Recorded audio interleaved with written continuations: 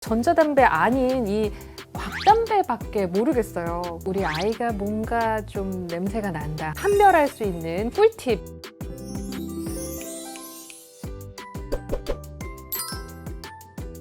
안녕하세요. 구독자 여러분의 건강 동반자, 함께 소중한 우리 함소우의 이정문입니다. 오늘은 가톨릭대학교 은평성모병원과 함께하는 시간인데요. 은평성모병원 호흡기내과 여창동 교수님과 함께하겠습니다. 어서 오세요. 네, 안녕하세요. 네, 반갑습니다. 교수님, 어떻게 오늘 평화방송은 처음 출연이실까요? 네. 건물도 처음 와봤고요. 네. 와보니까 아주 좋습니다. 좋으신 표정이 아니신 것 같은데요. 오늘 살짝 긴장되시죠? 네. 교수님과 앞으로 나눌 대화가 뭐 즐거운 대화도 예상을 해보지만 오늘 나눌 얘기가 사실 썩 즐겁지만은 않은 얘기예요. 네, 어떤 얘기 준비해 오셨죠? 네, 오늘은 이제 조기 폐암 검진에 대한 내용하고요. 이제 청소년기 흡연에 대한 내용을 좀 말씀드리도록 하겠습니다. 사실 폐암이라고 하면 좀 두려운 생각이 가장 먼저 듭니다. 완치되기도 쉽지가 않고 이 증세가 뭔가 나타났다 하면 이미 좀 늦은 것이다 하는 인식이 있거든요. 폐암을 저희가 진단되게 되면 병기를 나누게 되는데 1기에서 4기로 나눕니다.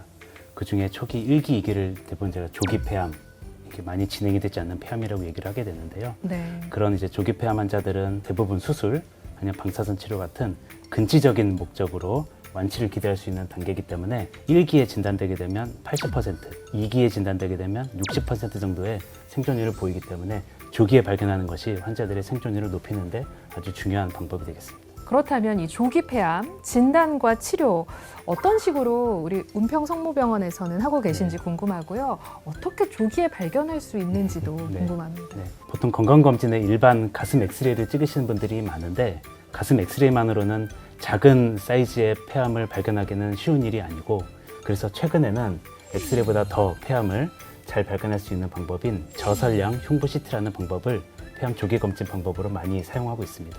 저설량 흉부 CT는 일반 CT에 비해서 방사선 피폭량이 굉장히 적기 때문에 여러 번 촬영하더라도 비교적 안전하게 폐암 조기 검진할 수 있는 방법이 되겠고요. 저희 병원에서도 실제로 많은 폐암 조기 검진 받으러 온 환자들이 저설량 CT에서 폐암 가능성이 있는 이상 소견이 보이면 저뿐만이 아니라 흉부외과, 영상의학과, 병리과 여러 교수님들이 모여서 그 환자에게 가장 적절한 치료법을 찾아드리려고 매일 논의하고 있습니다. 네. 정말 우리가 엑스레이 찍을 때 그 방사선 피폭량을 항상 생각하게 되잖아요. 그래서 뭐 비행기 탈 때와 비교할 때 어떻다 이런 얘기도 하게 되는데 아주 적은 양의 방사선에 노출되는 저설량 흉부 CT 방법을 얘기해 주셨는데, 폐암하면요 또 담배와는 뭐 이야기를 같이 안 할 수가 없잖아요. 흡연자의 경우 이렇게 저설량 흉부 CT 어떤 빈도로 몇 번에 뭐 한 달에 몇 번 뭐 이런 빈도가 있을 것 같아요. 저희가 그러려면 폐암이 잘 생기는 환자를 말씀을 드려야 되는데요. 그런 환자를 폐암의 고위험군이라고 합니다. 고위험군은 크게 두 가지인데, 하나는 담배를 많이 피신 분들, 또 하나는 연세가 많으신 분들, 그렇게 저희가 분류를 합니다. 담배를 많이 폈다고 하는 거의 정의는 30년 이상 태우신 분들이 고위험군이 되겠고, 설사 담배를 최근에 끊으셨다고 하더라도 끊은 지가 15년이 안 됐으면 고위험군에 해당이 됩니다. 그런 분들은 매년 1년에 한 번씩 이 저설량 흉부 CT로 폐암을 꼭 조기 검진하자고 말씀드리고 있습니다. 네, 저희가 앞서서 청소년들과 관련된 이야기 오늘 해주시기로 했는데요. 지금 우리 아이가 뭔가 좀 냄새가 난다 하는 부모님들 오늘 꼭 봐주셔야 됩니다. 판별할 수 있는 꿀팁 저희가 드릴게요. 교수님, 저희 앞에 좀 몇 가지가 나와 있습니다. 이게 다 전자담배라고 부르는 것 같은데 저는 이 중에서 그냥 전자담배 아닌 이 확담배밖에 모르겠어요. 근데 또 종류가 있네요. 네. 다양하게.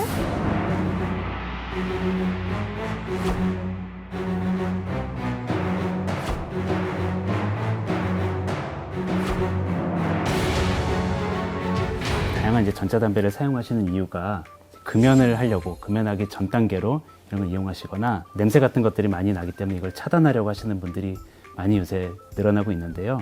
이런 전자담배를 사용하게 되면은 니코틴을 더 많이 보충하기 위해서 담배를 더 많이 피우게 된다든지 더 깊게 빨아마시게 되는 그런 습관을 가질 수가 있기 때문에 폐에 더 깊숙한 곳에까지 이런 담배 연기나 이런 해로운 물질들이 더 침착하게 됩니다. 오히려 더 위험할 수가 있는 상황이 되겠고요. 금연하시려고 하시는 분들도 많은데 오히려 이런 것들을 봐서 금연에 성공했다라고 하는 과학적인 데이터는 아직까지 없습니다. 특히 이제 청소년기에 이제 학생들이 여러 가지 뭐 금연을 위한 목적 아니면 이제 뭐 냄새를 차단하는 목적으로 많이 이런 제품들을 사용이 되는데 금연 보조 목적으로는 아직까지 효과가 있다는 보고들이 없기 때문에 금연을 하시고 싶은 그런 청소년분들은 반드시 효과가 입증이 된 금연 보조제들을 이용해서 금연의 노력을 해주셔야 될 것 같습니다. 네. 아, 뭐 내가 이제 연초에서 좀 끊어보기 위해서 갈아탔어. 뭐 액상으로 뭐 찐담배 피고 이거는 말도 안 되는 말이라는 거, 더 위험할 수 있다는 거 교수님이 짚어주셨습니다. 교수님, 근데요, 이 청소년 흡연이 성인들의 흡연보다 더 위험하고 나쁘잖아요. 그 이유에 대해서 좀 말씀해 주실까요? 청소년기에 담배를 시작하게 되면 일찍 시작하면 시작할수록 니코틴에 대한 중독성이 더 높아집니다. 그래서 금연을 노력을 하더라도 실패할 확률이 훨씬 더 높기 때문에 일찍 시작하면 시작할수록 담배를 못 끊게 된다는 얘기가 되겠고요.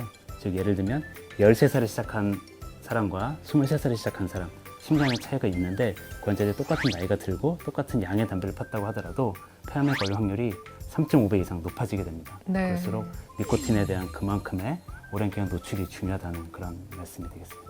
일찍 시작할수록 더 중독성이 깊어진다. 이건 조기 교육이 좋지가 않네요. 그죠?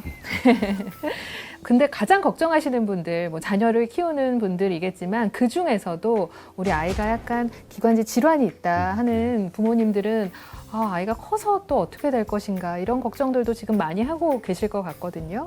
네. 폐렴이나 결핵을 앓았던 자리에 폐암이 잘 생기는 확률이 훨씬 높아집니다. 그건 네. 이미 과학적으로 증명이 된 얘기고요.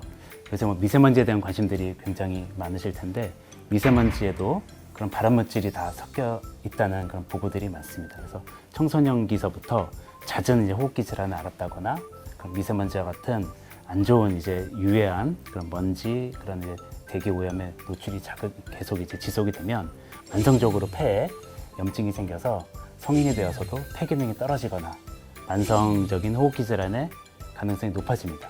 그것만으로 끝나는 것이 아니라 폐암의 위험성까지 올라가기 때문에 그래서 청소년기에 기관지에 대한 관리, 건강이 매우 중요한 사항이 되겠습니다. 네, 청소년기에 흡연은 꼭 부모님들께서 차단하셔야겠습니다. 그래도요, 요즘에는 이 폐암의 치료율이나 완치율 상당히 높아졌다고 들었는데요. 맞나요, 교수님? 네, 폐암은 과거에는 매우 진단이 되면 손 쓸 수 없고 치료할 수 있는 방법이 별로 없다는 매우 안 좋은 이유를 가진 암으로 알려져 있었는데요.